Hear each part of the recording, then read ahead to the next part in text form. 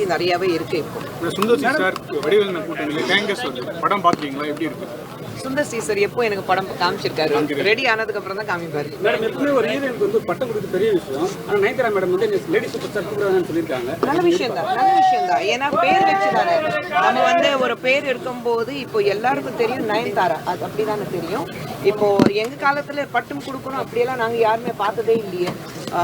கோயிலாம் கட்டணும்னு சொல்லியிருந்தாங்க. அது பட் பட்டம் கொடுக்கல. கண்டிப்பாக அந்த கோயில் கட்டினதுக்கு என்னைக்குமே நான் வந்து கடன்பட்டிருக்கேன் மக்களுக்கு. பட் ஒரு பட்டம் கொடுக்கல. பட்டம் வந்து நீங்க கொடுக்கணும்னு அவசியம் இல்லை, அவங்க பேர் வச்சுதான். பட்டம்னா ஒருத்தருக்கு தான் அந்த பட்டம் சூட் ஆகும். சூப்பர் ஸ்டார் சொன்னாதான் அந்த பட்டம் சூட் ஆகும். உண்மையில இது தமிழ்நாட்டில் மட்டும் இல்லை, இந்தியா முழுவதும் மட்டும் இல்லை, உலகத்திலேயே நீங்க எங்க போனாலும் சூப்பர் ஸ்டார் சொன்னா அது ரஜினி சார்னு அது எல்லாருக்கும் தெரியும். ஸோ ஒருத்தருக்கு மட்டும் தான் அந்த பட்டம் சூட் ஆகும்.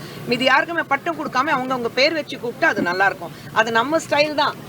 ஒரு பெரிய வந்து பட்டம் கொடுக்கறது நான் எப்பவுமே சொல்வேன். நம்ம வந்து அரசியல்வாதிகள் சொல்லும் போது ஒரு பொலிட்டீஷியன் அரசியல்வாதி அப்படி சொன்னாக்கா நமக்கு கேட்கறதுக்கு அழகா இருக்கு. ஆனா பேசிக்லி என்ன சொல்லுவோம், அரசியல்வாதி ஒரு பொலிட்டீஷியன் சொன்னாக்கா பப்ளிக் சர்வெண்ட். ஸோ அப்படிதான் நாங்க இருக்கோம். ஸோ மக்களுக்கு சேவை செய்யறதுக்காக தான் இருக்கோம். பட்